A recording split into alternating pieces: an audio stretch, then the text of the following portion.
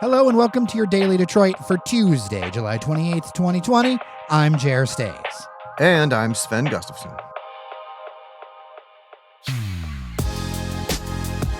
All right, before we get started, a quick little ask, if you will. That's what they say in the corporate world, an ask, a favor.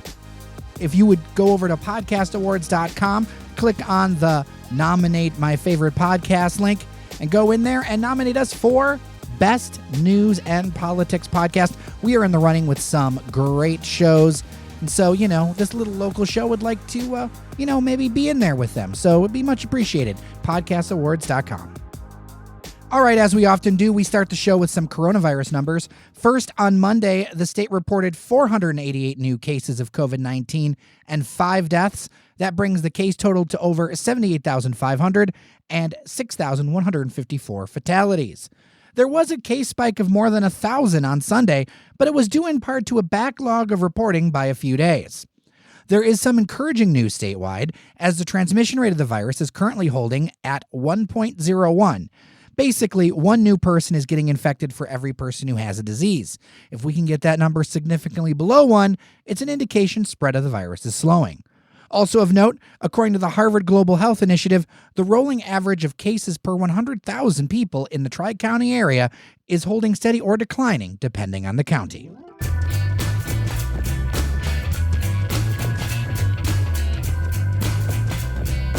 The city of Ferndale is offering a new drive-thru option as a way to encourage people to vote safely during the coronavirus pandemic. Voters need to bring a photo ID or fill out an affidavit attesting to their identities. They must wear a mask and remain in their vehicle. Staff and volunteers will be supplied with personal protective equipment and be required to wear a mask. The city clerk is also on site to run the show. The first event was held Sunday in the public parking lot between City Hall and the Ferndale Public Library. Other sessions are scheduled Tuesday and Wednesday evenings from 5 to 8 p.m. These drive-thru voting operations are geared for the August primary, but if all goes well, the idea is to expand the service for the November 3rd general election. I think this is pretty interesting news, Sven, although it created a lot of controversy in some circles to open up the voting and make it kind of this convenient. But I can't think of anything more Detroit or Michigan than drive-thru voting. No, and it's hard to imagine why people are opposed or find, expanding voting access controversial. But here we are. It's 2020 America. But, Jared, explain for the children out there why this would be controversial. To some folks, they believe that it opens the opportunity for voter fraud. Of which there's no evidence that that's a real thing. Correct. And there are a number of people who believe that part of the process of voting is standing in line and, braving it and that kind of stuff. And that's some of the comments that we got on our Facebook page when I shared this over the weekend. Okay. So if we don't stand in line and spend time waiting, it's not voting? I don't get it. All I got to say is, America.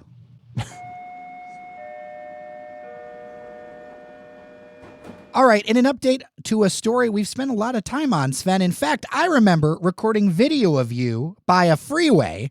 There's news about the project that was going to turn I-375 in downtown Detroit into a boulevard. Sven, what is the latest? Yeah, so this is from a report in Crain's, who reports that the state is planning to spend $6 million to redesign I-375 as a surface level boulevard, as we've been reporting. However, Governor Gretchen Whitmer has yanked the funding to be actually able to do it, to actually construct it. There's been $180 million that has been nixed from a 5-year plan, and this was done back in January by the State Transportation Commission, which is a 5-member panel. What does this mean? Well, the project might not happen until the latter half of this decade. And just as a reminder, the Michigan Department of Transportation has been talking about filling in this sunken freeway for years now and rebuilding it as a grade level boulevard. There'll be bike lanes, there'll be streetscaping, landscaping, and then, this would open up new real estate to actually build things and, theoretically expand downtown. It would become, instead of a freeway barrier, it would become like a new street in downtown. You could build housing, storefronts, whatever on it. MDOT, for its part, has acknowledged that the freeway, which opened back in 1964 and wiped out two historic black neighborhoods, Black Bottom and Paradise Valley, is obsolete, that it interferes with the revitalization happening in Detroit, and that actually rebuilding the freeway as is would cost more than filling it in to taxpayers. There is one, potential silver lining here for people who are hoping to see this project move forward more quickly. The Southeast Michigan Council of Governments has an executive committee that has to vote on removing the project from its docket of 4-year federally funded projects. And it's apparently already tabled a vote to push the rebuild project to 2027 so that Mayor Mike Duggan can plead the case for not delaying this project. According to Chad Lavingood over at Crain, the state has already spent nearly $5 million on various studies. This freeway already has its 2 bridges considered in critical condition at Larned and Jefferson. I know that was the 2-minute warning chime, but I got to just say, this one just disappoints me. I felt like this was kind of a very forward-looking idea for the city, and to see it get shelved means, we still have a large barrier between Detroit's neighborhoods and downtown. Yeah, there was an interesting photo accompanying the Crain's piece taken from the east side of I-375 looking into downtown, and in the foreground there's a giant piece of green grass, and it's a really stark look because right across the freeway is downtown Detroit, with high rises and everything. And you just think that's weird. That land should not be vacant right there. And in any other city, it wouldn't be. And I think one of the reasons, frankly, that it is vacant is because there's a 375 is right there. It's like a great illustration for why this freeway is a negative force. In other freeway news, here's a big ramp closure to tell you about in Oakland County. If the weather agrees, Michigan Department of Transportation contracting crews plan to close the northbound I-75 exit ramp to Big Beaver Road starting this morning, July 28th at 5 a.m. So if you're hearing this, it's probably already done. The agency says the ramp closure in Troy is required for ongoing interchange construction. During the closure, exiting traffic will be detoured to the Crooks Road / Corporate Drive ramp. Posted detours will direct traffic back to Big Beaver Road, and we're going to be dealing with this through late August.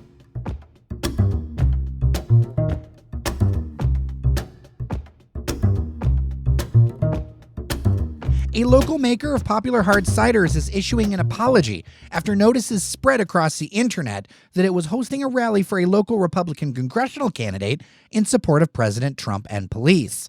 Blake's Hard Cider in the northern Macomb County town of Armada said it canceled the event hosting Lisa McClain, who is running for an open seat representing Michigan's 10th district in the U.S. House of Representatives.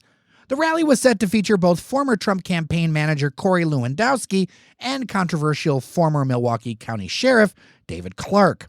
The kicker on this one is the invite said that it was to be hosted by the Roncelli and Blake families themselves at Blake's Cider Mill. The post quickly went locally viral, with people on both sides of the political debate sharing and either defending or decrying the move, calling for Blake's to be canceled. Blake's is well known in the Detroit drinking scene for supporting the Detroit City Football Club and a number of charities. It makes a cider called Rainbow Seeker, whose profits support the LGBT National Hotline.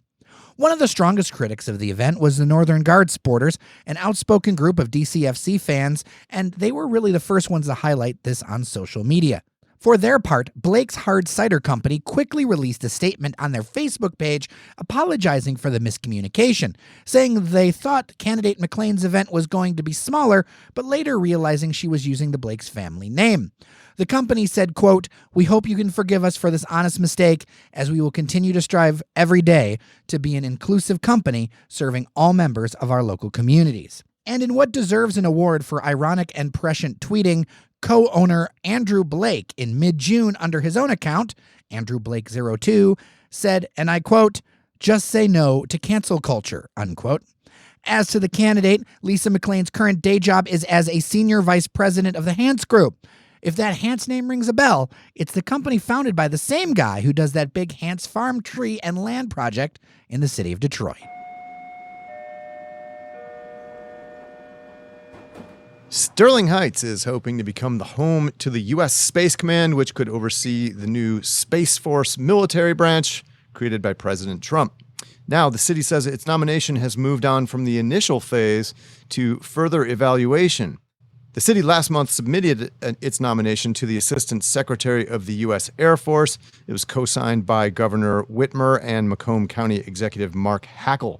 Officials cite the many existing defense contractors in the area, availability of skilled workers, as well as the proximity to Selfridge Air National Guard Base. The Space Command is currently temporarily housed at Peterson Air Force Base in Colorado. It's responsible for any military operations that take place in outer space or 60 miles above sea level. The new Space Command would be staffed by more than 1,400 troops and civilian workers, could bring millions of dollars worth of development to Macomb County. Completed questionnaires are due back to the Air Force by August 30th. Jer, the Space Force I know has kind of endured a lot of ridicule. It was sort of the butt of jokes from a lot of late night TV show hosts when it was announced late last year.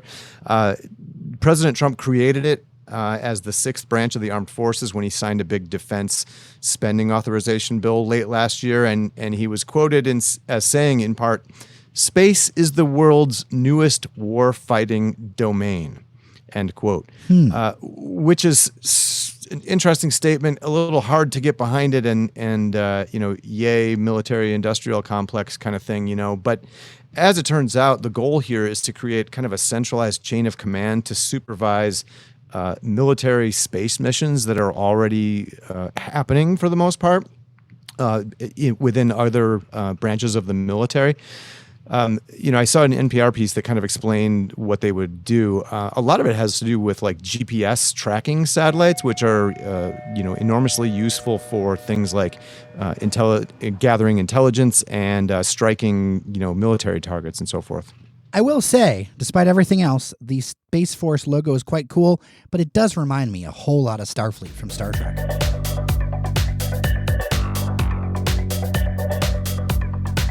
On Monday, Major League Baseball postponed 2 games, including the Miami Marlins home opener against the Baltimore Orioles Monday night, after at least 14 players and coaches tested positive for COVID-19.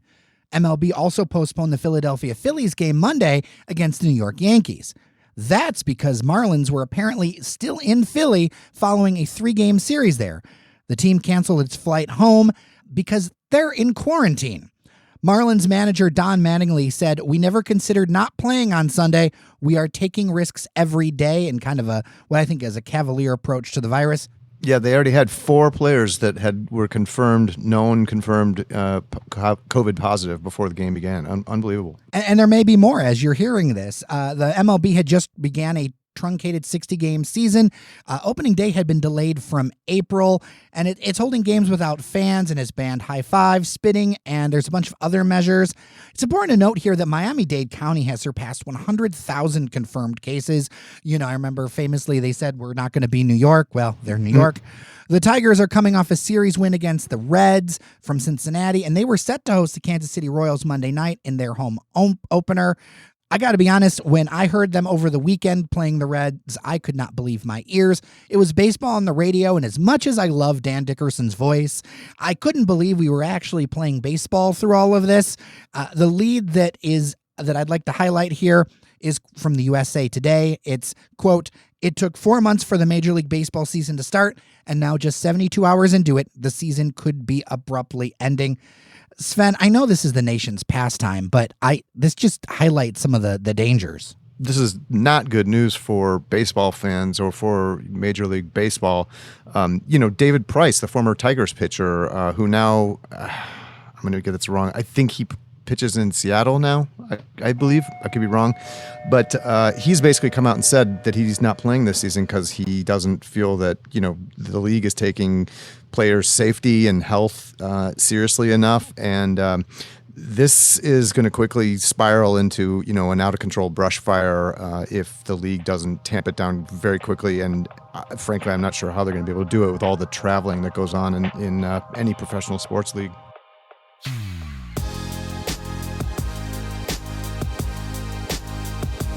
And that's all for today. If you like what we're doing, consider becoming a member at patreon.com/dailydetroit.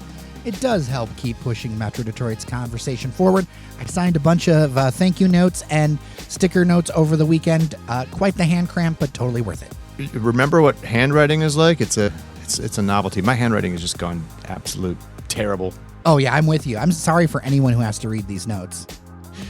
I'm Sven Gustafson. Take care of each other, and we'll get through this together. You know, Jared, I was listening to you read the Blake's segment, hurrying your way as you were reading through it. And I was thinking, there's no way that Randy's going to be able to listen to this on 1.5 speed or whatever fast forward setting he uses.